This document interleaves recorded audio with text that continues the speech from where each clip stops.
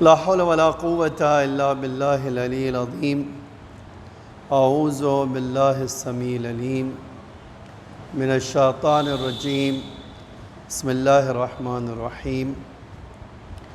الحمد لله الذي لا يبلغ مدحته القائلون ولا يحصي نعماءه العادون ولا يودي حقه المجتهدون، الذي ليس لصفته حد محدود ولا نعت موجود ولا أجل ممدود، فطر الخلائق بقدرته ونشر الرياح برحمته ووتد بالصخور ميادان أرضه، ثم الصلاة والسلام والتحية والإكرام على بشير النذير والسراج المنير حبيب إله العالمين أبي القاسم المصطفى محمد، اللهم صل على محمد وعلى آله الطيبين الطاهرين المعصومين المظلومين الغر الميامين، لا سيما الإمام المبين بقية الله في الأرضين الحجة الثاني عشر الإمام المهدي المنتظر صلوات الله وسلامه عليه.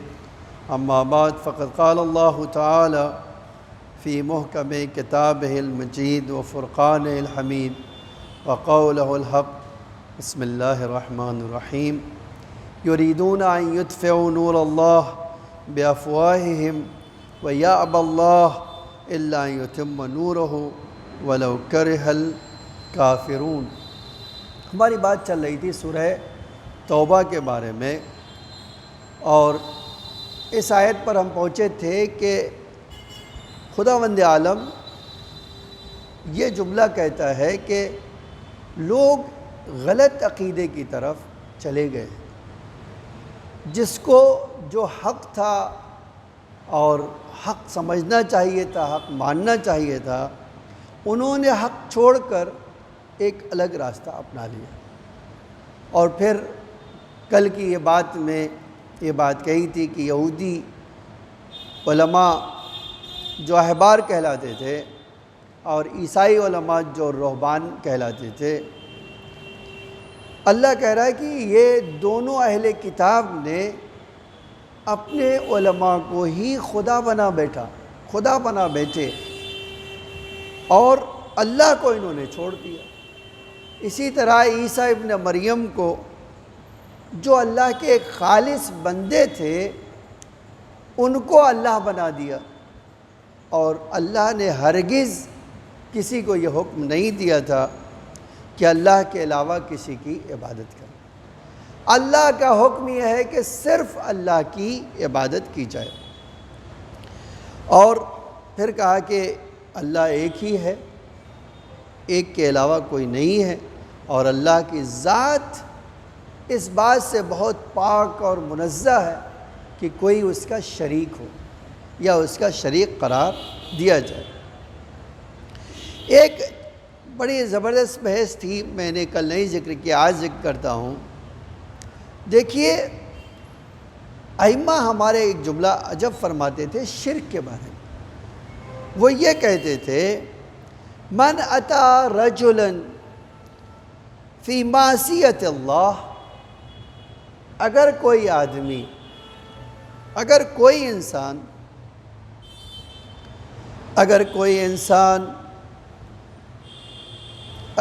انسان جو ہے کسی بھی دوسرے انسان کو، غور کیجئے گا یہ جملہ کہ امام صادق علیہ السلام فرماتے ہیں، صلی علی محمد من اتا رجلا فی معصیت اللہ، اگر کوئی آدمی کسی کو بھی فالو کرے گناہ میں. آج ایسا ہوتا ہے، ایک آدمی نے سکھا دیا، دیکھو وہ آ رہے یہ کہہ دینا، آپ جانتے ہو جھوٹ ہے، وہ بھی جانتا ہے جھوٹ ہے. عجب جملہ ہے. اگر کوئی آدمی کسی آدمی کو فالو کرے اللہ کی معصیت میں، گناہ میں، امام فرماتے ہیں تم نے خالی معصیت نہیں کی ہے بلکہ اللہ کو چھوڑ کر اس آدمی کی عبادت کی ہے. تم مشرک بن گئے ہو، اور شرک کا گناہ اتنا بڑا ہے کہ قرآن کہتا ہے ان الشرک لظلم عظیم، اللہ کے اوپر سب سے بڑا ظلم کیا ہے؟ اس کا کوئی پارٹنر قرار دیا جائے۔ تو کبھی کبھی کسی کو فالو کرنا آنکھیں بند کر کے بھی شرک کہلاتا ہے۔ اسی لیے آج ہمیں جب اللہ حکم دے رہا ہے کہ ہم رسول اللہ کی اطاعت کریں، تو وہاں پر کہا ہے کہ بغیر کسی شرط کے، بغیر کسی باؤنڈری کے تمہیں رسول اللہ کی اطاعت کرنا ہے۔ پھر اماموں کا حکم دے رہا ہے کہ اماموں کے پیچھے چلنا ہے، تو کہا ہے کہ بغیر کسی باؤنڈری کے تمہیں ان کے پیچھے چلنا ہے۔ اس کے علاوہ کسی بھی دنیا کے، ذرا غور کیجئے گا، آج بہت ساری مومنہ عورتیں اس بات کی شکایت کرتی ہیں کہ ہمارے شوہر ہمیں مجبور کر رہے ہیں، ہم تو نہیں کرنا چاہتے یہ، لیکن ہمارے شوہر ہمیں، مثال کے طور پہ ہمیں فلم لے جانے دکھانے کے لیے لے جا رہے ہیں۔ اب دیکھیے یہاں دو صورتحال ہوگی۔ اگر وہ شوہر نے اس سے کہا اور اس سے بغیر کسی چو چرا کے مان لیا، تو اس نے اللہ کی عبادت چھوڑ کر شوہر کی عبادت کی ہے۔ اللہ اکبر۔ اسی طرح دوسری بھی مثال موجود ہے۔ کبھی ایک بچہ ہے، باپ سے کہہ رہا ہے ابا جان ہمیں فلم دکھانے لے جائیے۔ اب ابا جان لے جا رہے، اب پوچھئے کہ بھیا آپ کہاں یہاں دکھائی دیے؟ کہہ رہے کیا کرے مول صاحب، ارے یہ بچہ لے آیا ہمیں۔ تو قرآن کیا، حدیث کیا کہتی ہے؟ آپ نے اس بچے کی عبادت کی ہے، آپ نے شرک کیا ہے خدا کے ساتھ۔ یہ ہے عظیم مرتبہ، یہ ہے عظیم گناہ جس سے انسان اپنے آپ کو، آج بہت سارے لوگ ایسے، دوستوں کی مثال اس میں دی جا سکتی ہے، گھر والوں کی مثال دی جا سکتی ہے، ٹھیک ہے، شوہر اور بیوی کی مثال دی جا سکتی ہے، یہ کتنی مثالیں اس سلسلے میں دی جا سکتی ہے۔ خوب، اب آپ دیکھیے اسی آیت کی تفسیر میں امام نے فرمایا، ہمارے مولا امام صادق علیہ السلام نے فرمایا، اللہم صلی علی محمد وآلہ، امام نے فرمایا کہ یہ جو اللہ قرآن میں کہہ رہا ہے کہ اہل کتاب یہودی اور عیسائی جو ہے اللہ کو چھوڑ کر بندے کو عبادت کرنے لگے، بندے کو اللہ کا شریک قرار دیا، تو کسی نے پوچھا مولا کیا اس کے لیے وہ اپنے علماء کی نماز پڑھتے تھے؟ کیا وہ اپنے علماء کی جو ہے روزے اپنے علماء کے لیے رکھتے تھے؟ تو امام نے فرمایا نہیں، ہرگز ایسا ہے، وہ نماز ان کے لیے نہیں پڑھتے تھے، ان کے لیے روزہ نہیں رکھتے تھے۔ پوچھا پھر مولا کیا کر رہے تھے، کیا کرتے تھے وہ؟ تو بڑا جملہ امام نے فرمایا انہوں نے، ان کے علماء نے یہ کام کیا تھا کہ جو اللہ حلال کرتا تھا اس کو حرام کر دیتے تھے، اور جو حرام کر دیتا تھا اس کو حلال کر۔ اس کی ایک مثال دی جا سکتی ہے، آپ جانتے ہیں کہ ہمارے وہاں جو ہے ایک زمانہ تھا سنیچر کو شکار کرنا مچھلی کا مکروہ ہے۔ سیٹرڈے کو اگر کوئی مچھلی کا شکار کرے تو یہ مکروہ تھا۔ یہی چیز حرام تھی کہاں؟ یہودیوں کے وہاں۔ یہودی جو ہے قوم میں، اہل کتاب میں یہ کام حرام تھا، سنیچر کو، سیٹرڈے کو مچھلی کا شکار کرنا حرام تھا۔ اچھا، اللہ بھی اپنے بندوں کا امتحان لیتا ہے۔ جب اللہ تعالیٰ نے یہ قانون بنا دیا کہ سیٹرڈے کو مچھلی کا شکار کرنا حرام ہے، تو جدھر یہودی جاتے تھے سیٹرڈے کو مچھلیاں باہر نکل کے آتی تھیں، جدھر جائے ادھر مچھلی اوپر تیر رہی ہے۔ اب تو لالچ انسان کو، تو کیا کرتے تھے؟ دیکھیے بدماشی ان کی کتنی تھی، وہ جاتے تھے مچھلیوں کو 1 پاؤنڈ میں لے آتے تھے، دیوار کھینچ دیتے تھے، کہتے تھے اب اس میں تو باہر نکل نہیں سکی، آج شکار نہیں کریں گے، کل کریں گے۔ اللہ نے کہا یہ بھی نہیں ہو سکتا ہے، تو اس کو کہتے ہیں کہ جو اللہ نے حرام قرار دیا ہے اس کو آپ حلال کر لیجئے۔ آج اس کی مثال ہمارے وہاں ہماری سوسائٹی میں بھی ہے، ہاں دھیرے دھیرے ہی صحیح لیکن یہ چیز آ رہی ہے۔ وہ کیا ہے؟ داڑھی مڈانا اسلام میں حرام ہے۔ آپ دیکھیے کتنے داڑھی منڈے گزر رہے ہیں، آپ کیا کہیں گے؟ آپ کو کہنا پڑے گا کہ یہ عظیم گناہ کا شکار ہوگا۔ حجاب اللہ نے جو ہے واجب قرار دیا ہے۔ اب حجاب دیکھ رہے ہیں میاں بیوی آرام سے گھوم رہے ہیں، بڑے مومن بھی ہیں۔ پوچھا بھیا یہ کیا ہو رہا ہے، یہ حجاب کیوں اتر گیا؟ کہا مولوی صاحب ہماری آنکھوں میں حجاب ہے۔ ہمیں تمہاری آنکھوں میں اللہ حجاب کرنا چاہتا تو کہہ دیتا تھا آنکھیں بند کر لو، لیکن یہ تو نہیں قرار دیا اللہ تعالیٰ۔ اس کو کہتے ہیں حرام کو حلال بنا رہے ہیں آپ، اور حلال کو حرام قرار دے رہے ہیں۔ کہ امام فرماتے ہیں ان کے علماء نے، یہودی علماء نے، عیسائی علماء نے کیا کیا تھا؟ جو اللہ نے حرام قرار دیا تھا اس کو حلال قرار دیا۔ نتیجے میں اللہ کیا کہہ رہا ہے؟ یہ مجھے چھوڑ کر کسی اور کو اپنا رب بنا رہے ہیں۔ یہ ہے اس کا معنی۔ اسی لیے ایک جملہ کہنا چاہتا تھا کہ امام اور نبی کے علاوہ اللہ نے کبھی بھی کسی انسان کے اوپر 100% اطاعت کرنے کو نہیں کہا۔ یہ نہیں کہا کہ جو یہ کہے تم مان لو۔ آج یہی انسانوں میں خرابی ہے۔ اب ایک اچھا باپ بننا چاہتے ہیں، کہتے دیکھیے اچھے باپ کی پہچان یہ ہے کہ بچے کی ہر خواہش پوری کر دے۔ نہیں میرے بھائی، یہ بالکل نہیں ہے۔ اللہ نے ایک باؤنڈری کھینچی ہے، اس باؤنڈری پہ رہیں، اس سے آگے نہ بڑھیں۔ آج عورت اور بیوی اور شوہر، بیوی بڑی جو ہے کہتی ہے میں تو موتی ہوں، بڑی فرما بردار ہوں۔ تو فرما برداری کس بات میں؟ اللہ کے گناہ میں؟ اس کو فرما برداری نہیں کہتے ہیں، اس کو اطاعت نہیں کہتے۔ آپ دیکھیے، اسی لیے یہ بڑی اہمیت کی حامل بات ہے کہ کہتے تھے ائمہ ہمارے نہ ظالم بنو نہ مظلوم۔ اس کا مطلب ہی یہ تھا کہ آپ کسی انسان کی بات کسی حد تک مانیے، لیکن جب وہ لمٹ کراس کرنے لگے تو آپ اس کو اپوز کیجیے، آپ اس کو برداشت نہ کیجیے، ورنہ کیا ہوگا؟ ظالم کو شہ ملے گی اور اس کو موٹیویشن ملے گا اور مظلوم پر ظلم بڑھ جائے گا۔ تو ایک بات یہ بھی ہے۔ اب یہیں سے ایک جملہ سن لیجئے، کسی بھی صورت میں اللہ کے قانون کے مقابل میں کسی انسان کو فالو کیا تو شرک کیا ہے، آپ نے اللہ کے ساتھ شرک قرار دیا۔ اور یہی وجہ ہے کہ تمام اماموں کی ہماری خواہش تھی، انبیاء کی خواہش تھی، اور مقصد بھی ان کا کیا تھا؟ اللہ تھا۔ ہر عالم کا مرتبہ الگ ہے۔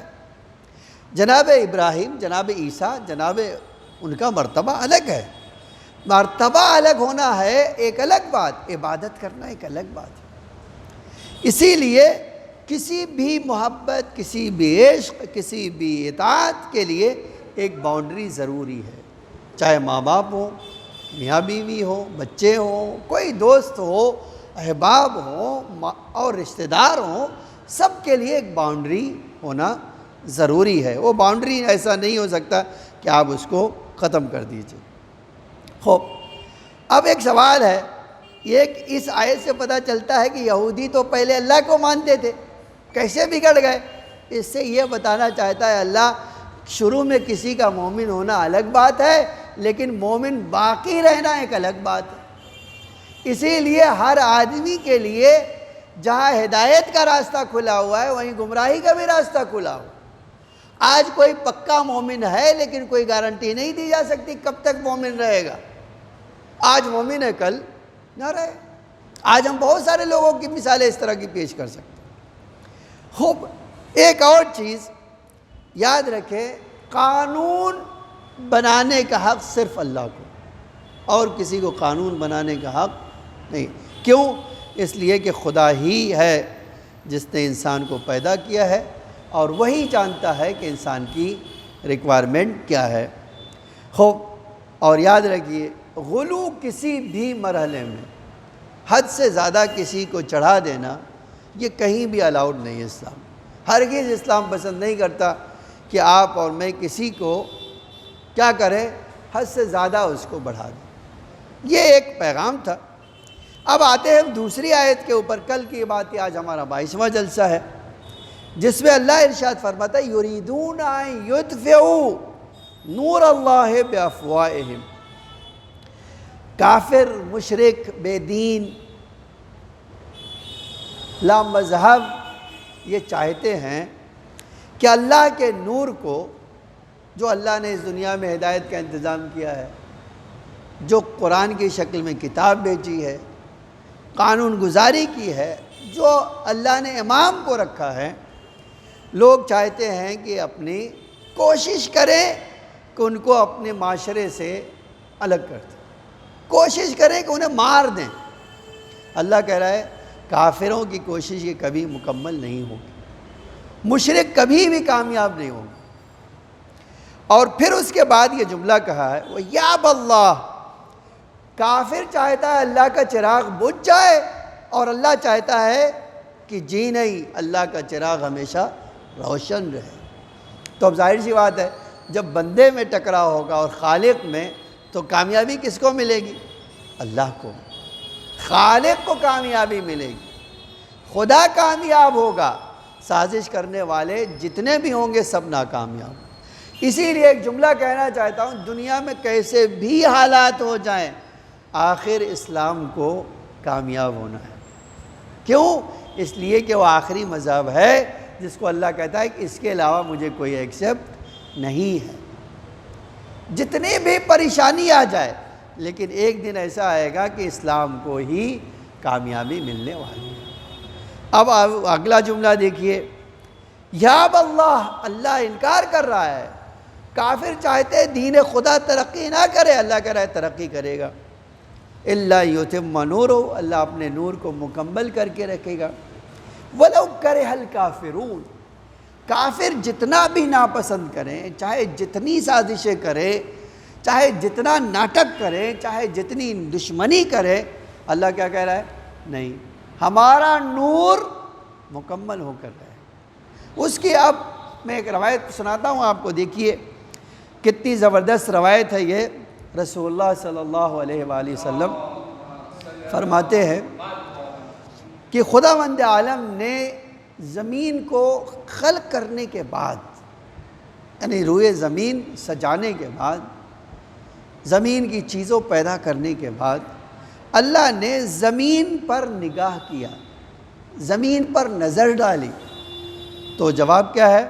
جب اللہ نے زمین پر نگاہ ڈالی تو مجھے سب سے پہلے سلیکٹ کیا.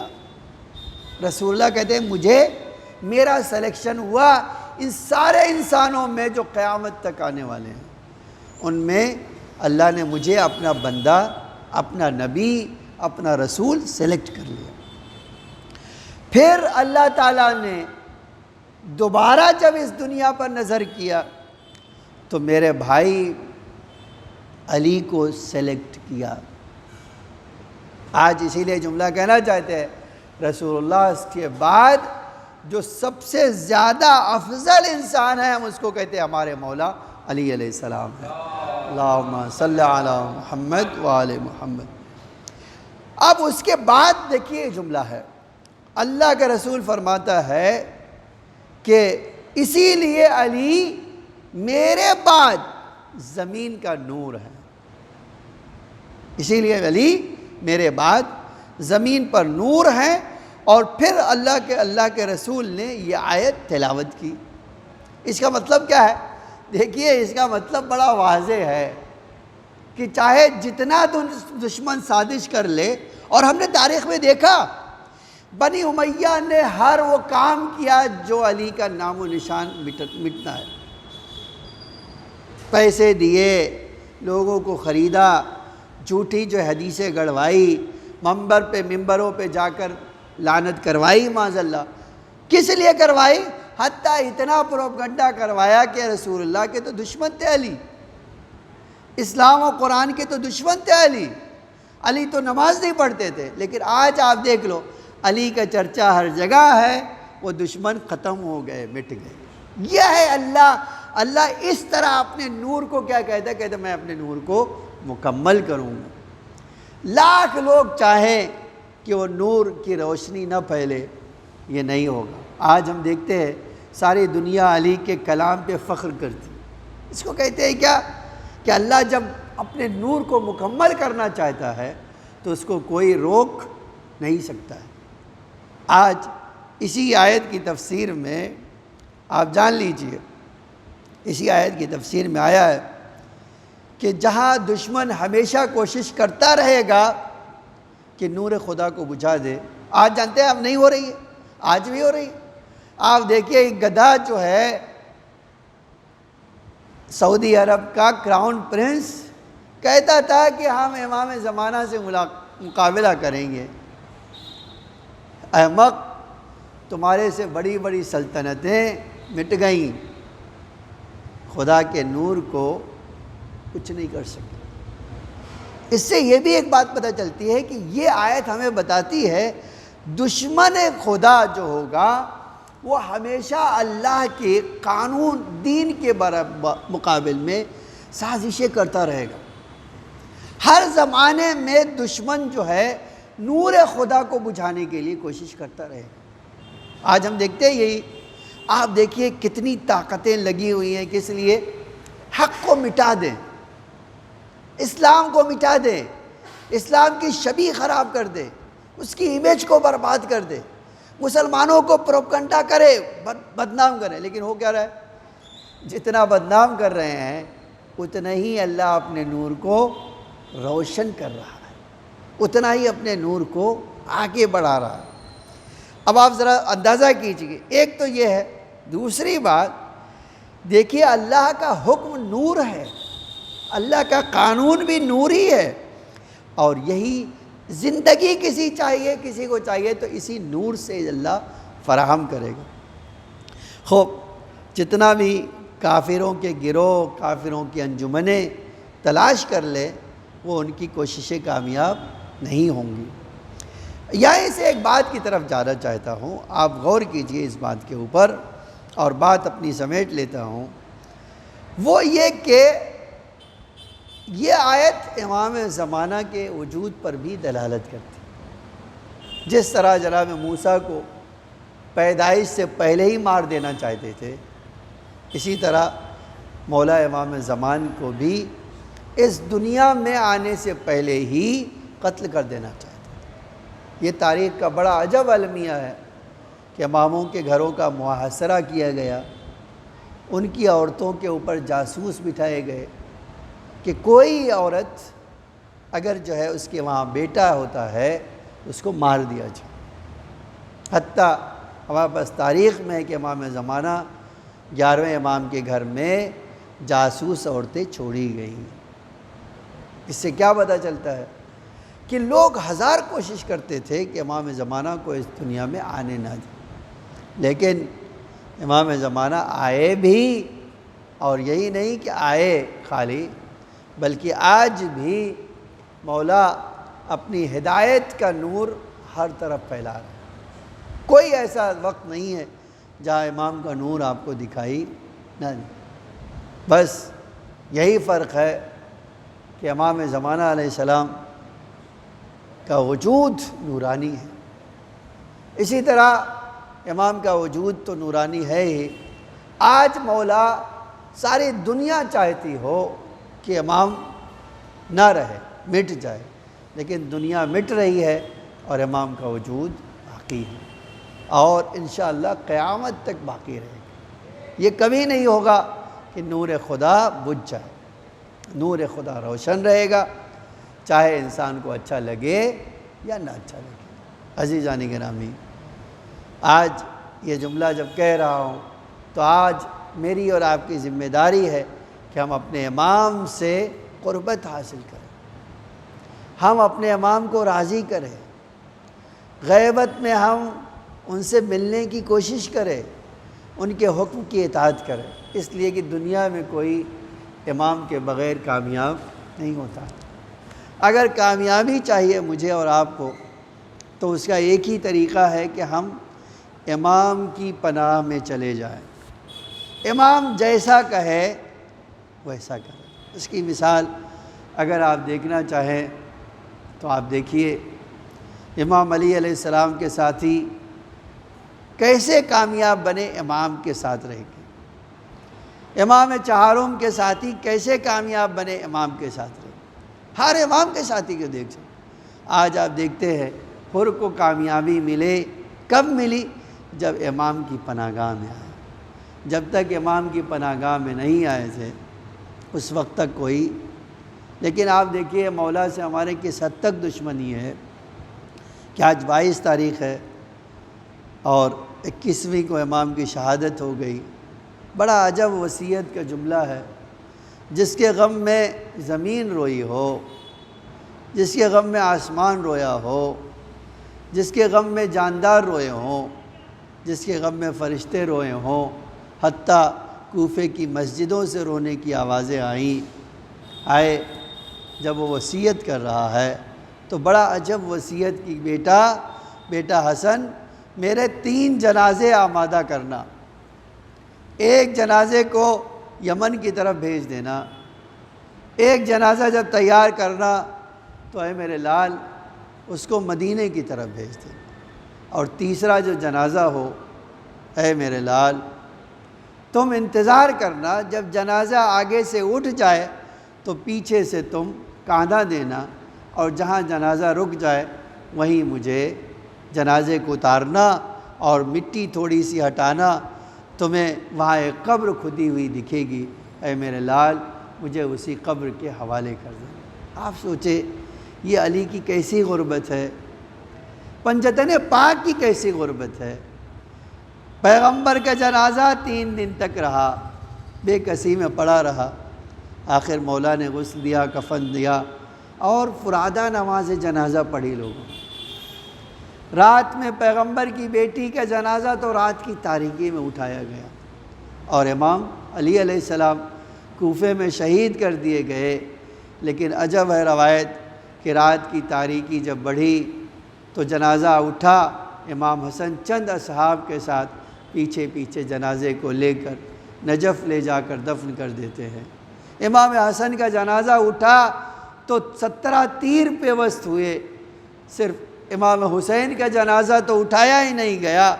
آپ ذرا سوچے، لیکن ایک جملہ تو کہنے کو دل کہتا ہے، کیا ہے مولا آپ کا جنازہ آپ کی اولاد نے اٹھایا، آپ کو نجف لے گئے، وہاں قبر کھدی ہوئی نظر آئی، مولا حسن نے قبر کے حوالے کیا، ایک بار پیغمبر کے ہاتھ نمودار ہوئے، بیٹا حسن لاؤ علی کو میرے حوالے کر دو، اے بیٹا لاؤ میرے حوالے کر دو۔ میں ایک جملہ کہہ کے مجلس مکمل کرنا چاہتا ہوں، مولا یہ کوفہ تھا، آپ کے بیٹوں نے غسل دیا، آپ کے بیٹوں نے جو ہے کفن پہنایا، آپ کے بیٹوں نے رات کی تاریکی میں ہی جنازہ اٹھایا، لیکن ہائے رے سید سجاد جب کربلا سے جا رہے تھے تو نہ جنازہ اٹھا سکتے تھے، نہ 2 گز کفن دے سکتے تھے۔ ارباب اعضا شاید یہی تو وقت تھا جب بی بی نے سید سجاد کو مخاطب کر کے فرمایا، میرے لال ارے میں دیکھ رہی ہوں تم اپنی جان دے دو گے، کہا پھوپھی اماں جس کا جوان بیٹا موجود ہو اس کے بابا کا لاشا ارے کربلا میں بے گور و کفن پڑا ہو، یہ کربلا کی خاک اڑ کے کفن دے رہی ہو اور بیٹا کچھ نہ کر سکتا ہو۔ ایک بار بیوی نے فرمایا، میرے لال ارے صبر کرو، کل کربلا میں یہی کربلا ہوگی جب تیرے بابا کا روضہ بنے گا اور دور دور سے چاہنے والے زیارت کو آئیں۔ لا لعنت اللہ علی القوم الظالمین، سیعلم الذین ظلموا ایام انقلبی ينقلبون۔ الہی بحق زہرا و ابیہا و بعلہا و بنیہا و سر المستودع فیہا بعدد ما احاط بہ علمک۔ اے اللہ ہماری اس مختصر سی عبادت کو قبول فرما، اے اللہ ہم حاجت مند ہیں، ہماری حاجتوں کو قبول فرما، مومنین کو تمام آفات و بلیات سے محفوظ فرما، جو اس دنیا سے گزر چکے ہیں ان کی مغفرت فرما، جو بیمار ہیں انہیں شفائے عاجل و کامل عطا فرما۔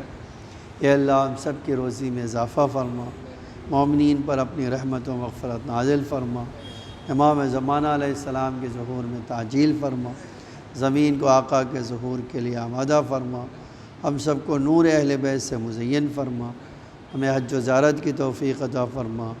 اے اللہ ہمارے ڈھیر سارے گناہوں کو معاف فرما، ہمیں مزید اطاعت کی توفیق عطا فرما، اس دنیا میں محبت اہل بیت اور آخرت میں شفاعت اہل بیت نصیب فرما۔ ربنا تقبل منا انک انت السمیع العلیم۔